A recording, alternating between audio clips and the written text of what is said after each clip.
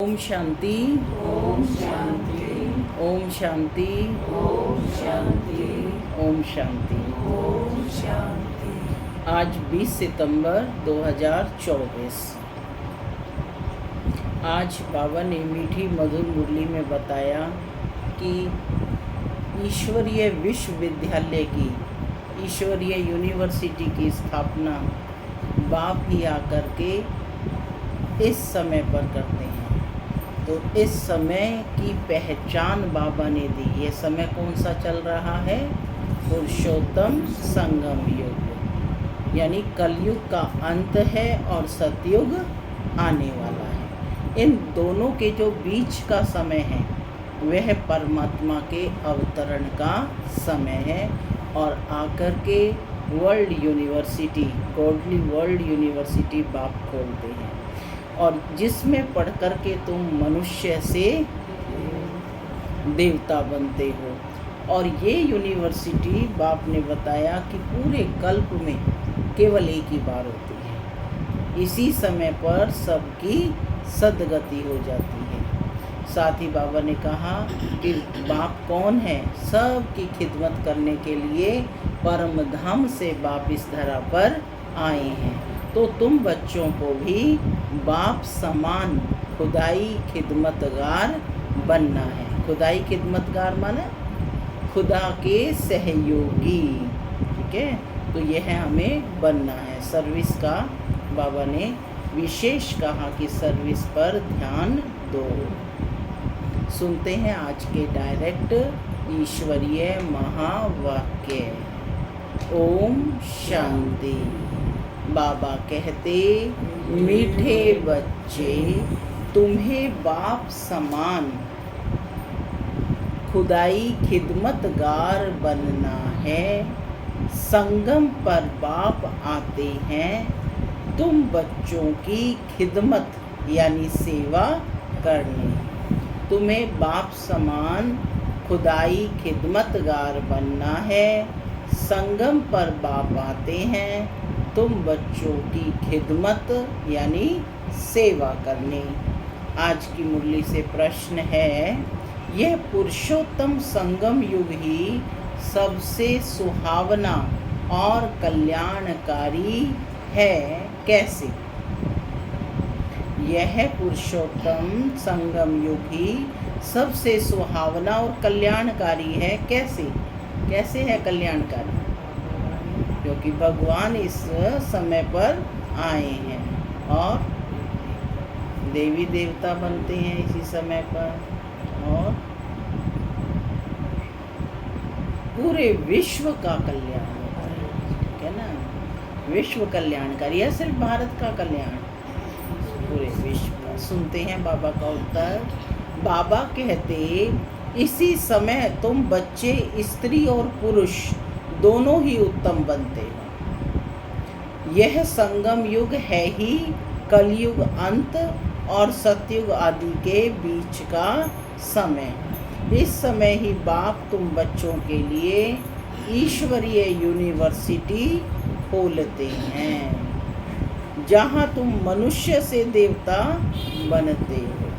ऐसी यूनिवर्सिटी सारे कल्प में कभी नहीं होती। इसी समय सबकी सदगति होती है। ओम शांति। माना, मैं आत्मा शांत स्वरूप हूँ। शांति मेरा स्वधर्म है। बाबा कहते, अब घर वापस जाना है। ओम शांति। रूहानी बाप रूहानी बच्चों को बैठ समझाते हैं। यहाँ बैठे बैठे एक तो तुम बाप को याद करते हो क्योंकि वह पतित पावन है। उनको याद करने से ही पावन सतो प्रधान बनने की तुम्हारी एम है। माने जितना बाप को याद करेंगे उतना आत्मा पावन बनती जाएगी। ऐसे नहीं कि सतो तक एम है, सतो प्रधान बनना है। क्या बनना है? सतो प्रधान। सतो प्रधान माना 100% प्योर बनना है, कंचन बनना है। इसलिए बाप को भी ज़रूर याद करना है, फिर स्वीट होम को भी याद करना है, क्योंकि वहाँ जाना है। घर जाना है तो घर कैसा होता है, स्वीट होता है, तो उस स्वीट होम को भी याद करना है। फिर माल मिल्कियत भी चाहिए, माल मिल्कियत चाहिए, तो इसलिए अपने स्वर्ग धाम को भी याद करना है। क्या मिलेगा, क्या माल मिल्कियत मिलेगी? सुख, शांति, पवित्रता और संपन्नता। कितनी लग्जरी लाइफ है।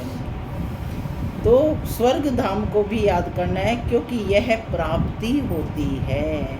बच्चे जानते हैं हम बाप के बच्चे बने हैं, बरोबर बाप से शिक्षा लेकर हम स्वर्ग में जाएंगे नंबरवार पुरुषार्थ अनुसार। बाकी जो भी जीव की आत्माएं हैं वह सब शांति धाम में चली जाएंगी। घर तो ज़रूर जाना है। बच्चों को भी ये मालूम हुआ है अभी है रावण का राज्य।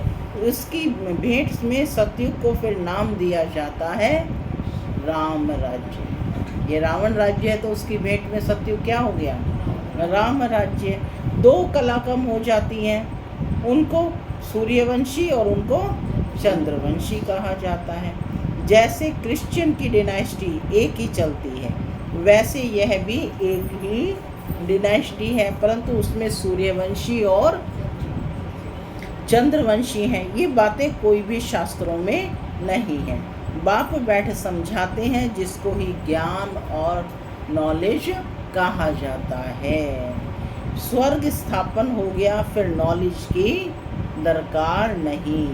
यह नॉलेज बच्चों को पुरुषोत्तम संगम युग पर ही सिखलाई जाती है। तुम्हारे सेंटर्स पर व म्यूज़ियम में बहुत बड़े बड़े अक्षरों में ज़रूर लिखा हुआ हो कि बहनों और भाइयों, यह पुरुषोत्तम संगम युग है जो एक ही बार आता है। यह पुरुषोत्तम संगम युग है जो एक ही बार आता है। पुरुषोत्तम संगम युग का अर्थ भी नहीं समझते हैं, तो यह भी लिखना है कि कलयुग अंत और सतयुग आदि का संगम। क्या लिखना है? कलयुग अंत और सतयुग आदि का संगम, जिसको क्या कहते हैं? पुरुषोत्तम संगम। तो संगम युग की क्या क्या महिमा है वह बाबा बता रहे हैं। क्या महिमा है संगम युग की? संगम युग की महिमा, संगम युग कल्याणकारी युग है, ऑस्पिशियस युग है, धर्माऊ युग है, मनुष्य से देवता बनने का युग है, भगवान के आने का युग है। ठीक है ना? तो नर ऐसी करनी करे कि नारायण बन जाए और नारी ऐसी करनी करे कि लक्ष्मी बन जाए। तभी बाबा ने कहा स्त्री और पुरुष, पहला ही शब्द बाबा ने ये बोला, स्त्री और पुरुष दोनों उत्तम बनते हैं। क्या कहते हैं? पुरुषोत्तम। तो बाबा कहते हैं कि कलयुग का अंत और सतयुग आदि का संगम, तो संगम युग सबसे सुहावना कल्याणकारी हो जाता है। बाप भी कहते हैं मैं पुरुषोत्तम संगम युग पर ही आता हूँ। सबसे बड़ी महिमा तो यह है कि बाप इसी युग में आते हैं। हमने तो युगे युगे कह दिया शास्त्रों में, लेकिन बाप कहते हैं, डायरेक्ट स्पीच है कि मैं पुरुषोत्तम संगम युग पर ही आता हूँ। तो संगम युग का अर्थ भी समझाया है। वैशाल्य का अंत और क्या है? शिवाल्य का आदि, यानी आरंभ हो जाता है। इसको कहा जाता है पुरुषोत्तम संगम। यहाँ सब है विकारी और वहाँ सब है निर्विकारी। तो ज़रूर उत्तम तो निर्विकारी को कहेंगे ना।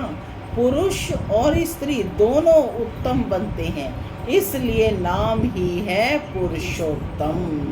इन बातों का बाप और तुम बच्चों के सिवाय किसी को पता नहीं है कि ये संगम युग है।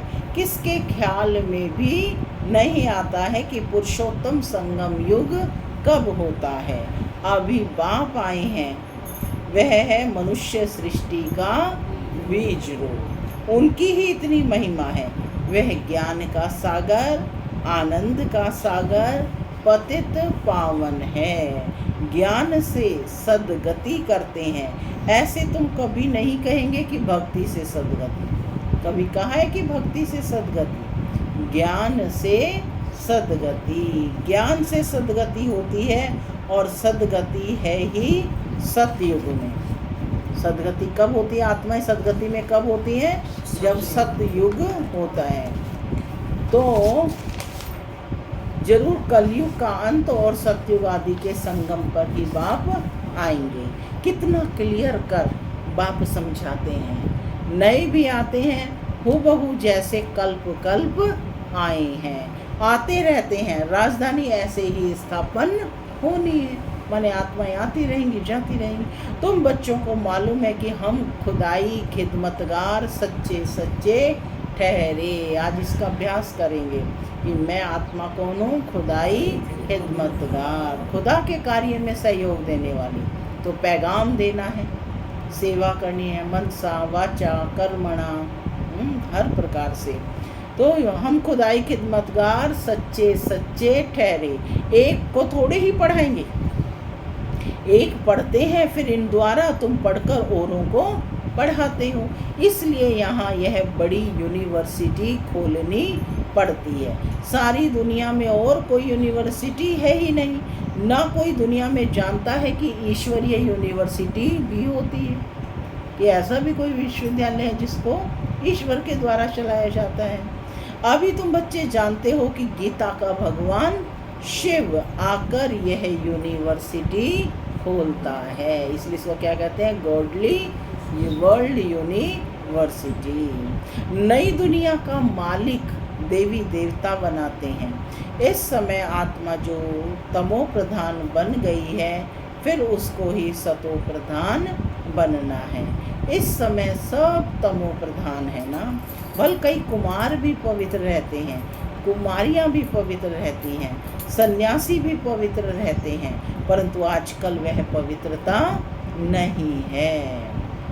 पहले पहले जब आत्माएं आती हैं वह पवित्र रहती हैं, फिर अपवित्र बन जाती हैं, क्योंकि तुम जानते हो सतो प्रधान सतो रजो तमो से सबको पास होना होता है। माने इन तीनों अवस्थाओं से हर एक को पास होना होता है। अंत में सब तमो प्रधान बन जाते हैं।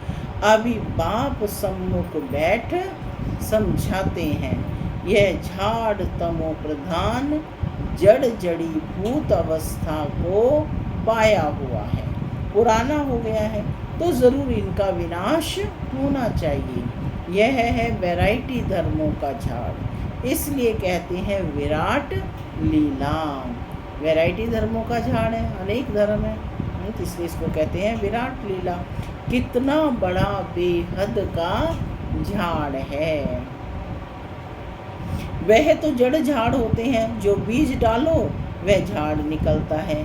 यह फिर है वैरायटी धर्मों का वैरायटी चित्र। वैरायटी धर्म दिखाइए ना इसमें चित्र में, वैरायटी। यह सब मनुष्य, परंतु उनमें वैरायटी बहुत है, इसलिए विराट लीला कहा जाता है। सब धर्म कैसे नंबरवार आते हैं यह भी तुम जानते हो। सबको जाना है और फिर आना है। ये जाने और आने का ही तो खेल है, आना और जाना है। यह ड्रामा बना हुआ है भी कुदरती ड्रामा। कुदरत यह है जो इतनी छोटी सी आत्मा अथवा परमात्मा में कितना पार्ट भरा हुआ है। कुदरत क्या है कि जो इतनी छोटी सी आत्मा में, आत्मा कितनी आती है? सूक्ष्म है, जिसको इन आँखों से देख नहीं सकते हैं, और उसमें कितना पार्ट भरा हुआ है? 84 जन्मों का। तो बाबा कहते आत्मा, तो जो इतनी छोटी सी आत्मा अथवा परमात्मा, परमात्मा में भी तो बिंदी है, तो उसमें भी कितना पार्ट भरा हुआ है। परम आत्मा को मिलाकर, परम जमा आत्मा, दोनों को मिलाकर परमात्मा कहा जाता है। तुम उनको बाबा कहते हो क्योंकि सभी आत्माओं का वह सुप्रीम बाप है ना। बच्चे जानते हैं आत्मा ही सारा पार्ट बजाती है, मनुष्य ये नहीं जानते। वह तो कह देते हैं कि आत्मा निर्लेप है, वास्तव में ये अक्षर ही रॉन्ग है। यह भी बड़े बड़े अक्षरों में लिख देना चाहिए कि आत्मा निर्लेप नहीं है। क्या लिखना है? आत्मा निर्लेप नहीं है। एक तो बाबा ने कहा कि बड़े बड़े अक्षरों में क्या लिखो, पुरुषोत्तम संगम युग है ये, है? और दूसरा कि आत्मा निर्लेप नहीं है। आत्मा ही जैसे जैसे अच्छे व बुरे कर्म करती है तो ऐसा वह फल पाती है। बुरे संस्कारों से पतित बन पड़ती है, तब तो देवताओं के आगे जाकर उनकी महिमा गाते हैं। आज तक चित्रों के आगे भी जाकर उनकी महिमा गाते हैं। अभी तुमको 84 जन्मों का पता पड़ गया है और कोई भी मनुष्य नहीं जानता। तुम उनको 84 जन्म सिद्ध कर बतलाते हो। तो कहते हैं क्या शास्त्र सब झूठे हैं? क्योंकि सुना है कि जो मनुष्य 84 लाख योनियां लेते हैं। अभी बाप बैठ समझाते हैं।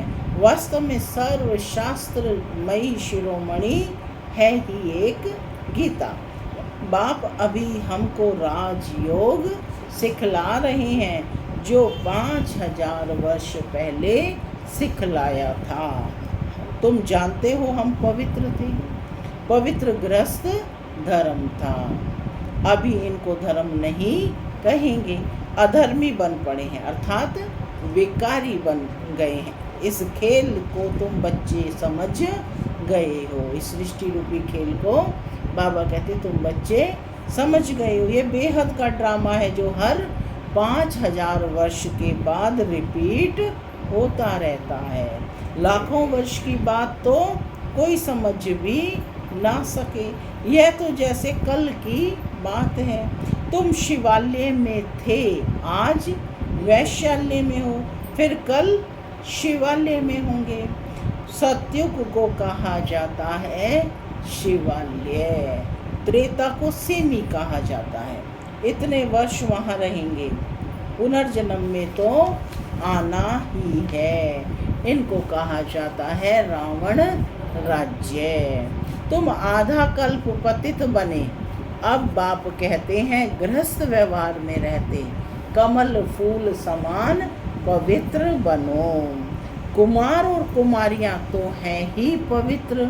उन्हों को फिर समझाया जाता है कि ऐसे गृहस्थ में फिर जाना नहीं है, जो फिर पवित्र होने का पुरुषार्थ करना पड़े। भगवान वाच है पावन बनो। क्या है भगवान वाच? पावन बनो तो बेहद के बाप का मानना पड़े ना। तुम गृहस्थ व्यवहार में रहते कमल फूल समान रह सकते हो, फिर बच्चों को पतित बनने की आदत क्यों डालते हो? जबकि बाप 21 जन्मों के लिए पतित होने से बचाते हैं। इसमें लोक लाज कुल की मर्यादा भी छोड़नी पड़े। यह है बेहद की बात। बैचलर्स यानी कुमार तो सब धर्मों में बहुत रहते हैं, परंतु सेफ्टी से रहना जरा मुश्किल होता है, फिर भी रावण राज्य में रहते हैं। विलायत में भी ऐसे बहुत मनुष्य शादी नहीं करते, फिर पिछाड़ी में कर लेते हैं कंपेनियनशिप के लिए। क्रिमिनल आई से नहीं करते हैं, ऐसे भी दुनिया में बहुत रहते हैं। पूरी संभाल करते हैं, फिर जब मरते हैं तो उनको कुछ देकर जाते हैं, कुछ धर्माऊ लगा देते हैं, ट्रस्ट बनाकर जाते हैं।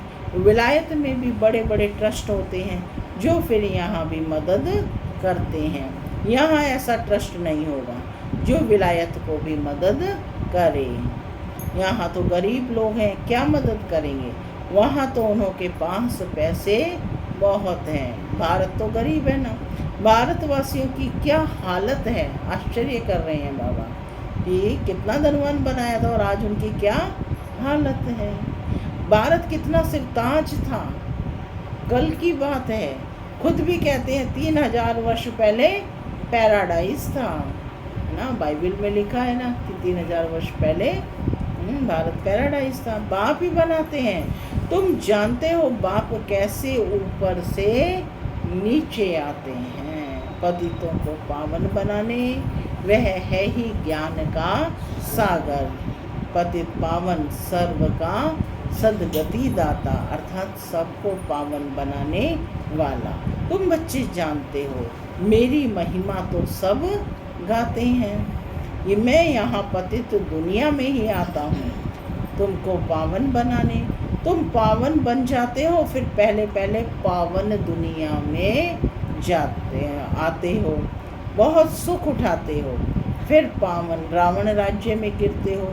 बल गाते तो हैं कि परम पिता परमात्मा ज्ञान का सागर, शांति का सागर, पतित पावन है। परंतु पावन बनाने के लिए कब आएंगे, कब आएंगे यह कोई भी नहीं जानते। बाप कहते हैं तुम मेरी महिमा करते हो ना, अब मैं आया हूँ। तुमने मेरी इतनी महिमा की है तो बाबा कहते हैं अब मैं आया हूँ तुमको अपना यथार्थ परिचय दे रहा हूँ।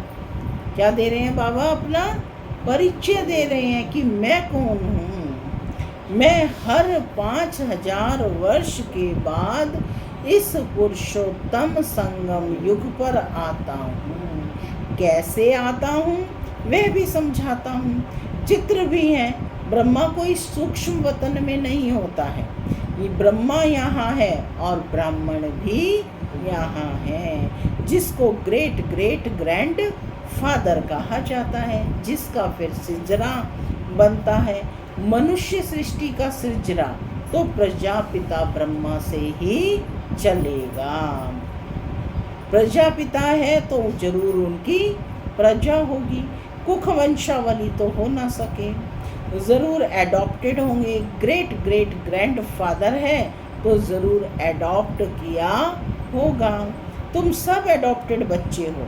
अभी तुम ब्राह्मण बने हो, फिर तुम देवता बनना है। शूद्र से ब्राह्मण, फिर ब्राह्मण से देवता। ये बाजोली का खेल है। विराट रूप का भी चित्र है ना, वहाँ से सबको यहाँ आना है ज़रूर। जब सब आ जाते हैं फिर क्रिएटर भी आते हैं। वह क्रिएटर डायरेक्टर है, एक्ट भी करते हैं। बाप कहते हैं शरीर हे आत्माएं तुम मुझे जानते हो, तुम आत्माएं मेरे सब बच्चे हो ना। तुमने पहले सतयुग में शरीरधारी बन कितना अच्छा सुख का पाठ बजाया, फिर तुम 84 जन्म बाद कितना दुख में आ गए हो। ड्रामा के क्रिएटर, डायरेक्टर, प्रोड्यूसर होते हैं ना, यह है बेहद का ड्रामा। बेहद ड्रामा को कोई भी जानते नहीं है। भक्ति मार्ग में ऐसी ऐसी बातें बताते हैं जो मनुष्य की बुद्धि में वही बैठ गई हैं, माने और कुछ वो सुनना ही नहीं चाहते हैं। अब बाप कहते हैं मीठे मीठे बच्चों, ये सब भक्ति मार्ग के शास्त्र हैं। भक्ति मार्ग की ढेर सामग्री है। जैसे बीज की सामग्री झाड़ है, इतने छोटे बीज से झाड़ कितना अथाह फैल जाता है। भक्ति का भी इतना विस्तार है। जैसे झाड़ फैल जाता है, भक्ति का भी इतना विस्तार है। ज्ञान तो बीज है, उसमें कोई भी सामग्री की दरकार नहीं रहती है। बाप कहते हैं अपने को आत्मा समझ बाप को याद करो, और कोई व्रत नेम नहीं है। ये सब बंद हो जाता है, तुमको सदगति मिल जाएगी, फिर कोई बात की दरकार ही नहीं।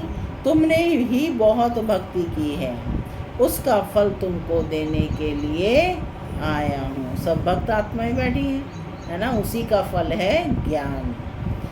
तो बाबा कहते हैं उसका फल तुमको देने के लिए आया हूँ। देवताएं शिवालय में थे ना, तब तो मंदिर में जाकर उनकी महिमा गाते हैं। अब बाप समझाते हैं मीठे मीठे बच्चों, मैंने 5000 वर्ष पहले भी तुम्हें समझाया था कि अपने को आत्मा समझो, देह के सब संबंध छोड़ मुझ एक बाप को याद करो, तो इस योग अग्नि से तुम्हारे सब पाप भस्म हो जाएंगे। बाप जो कुछ भी अभी समझाते हैं, कल्प कल्प समझाते आए हैं। गीता में भी कोई कोई अक्षर अच्छे हैं। कौन सा अक्षर है? मन मना भव अर्थात मुझे याद करो।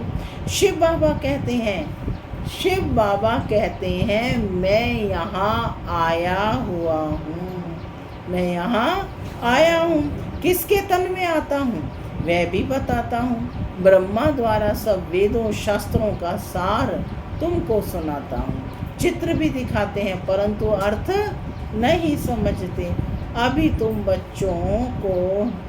तुम समझते हो शिव बाबा कैसे ब्रह्मा तन द्वारा सब शास्त्रों का आदि का सार सुनाते हैं। 84 जन्मों के ड्रामा का राज भी तुमको समझाते हैं। इनके ही बहुत जन्मों के अंत में मैं आता हूँ, यही फिर पहले नंबर का प्रिंस बनते हैं, फिर 84 जन्मों में आते हैं। अच्छा, मीठे मीठे सिक्के लदे बच्चों प्रति माता पिता प्यार और गुड मॉर्निंग रूहानी बाप की रूहानी नमस्ते। हम रूहानी बच्चों की रूहानी माता पिता बाप दादा को याद प्यार गुड मॉर्निंग और नमस्ते नमस्ते सदा नमस्ते बनो फरिश्ते चलो। धारणा के लिए मुख्य सार। पहला, इस रावण राज्य में रहते लोक लाज कुल की मर्यादा को छोड़ बेहद बाप की बात माननी है। ग्रस्त व्यवहार में कमल फूल समान रहना है। दूसरा, इस विराट लीला को अच्छी तरह से समझना है। इसमें पाठ बजाने वाली आत्मा निर्लेप नहीं, अच्छे बुरे कर्म करती है और उसका फल पाती है। इस राज को समझकर श्रेष्ठ कर्म करने हैं। आज का वरदान है, बाप के संस्कारों को अपने ओरिजिनल संस्कार बनाने वाले शुभ भावना शुभ कामनाधारी भव। बाप के संस्कारों को अपना ओरिजिनल संस्कार बनाने वाले शुभ भावना शुभ कामनाधारी भव।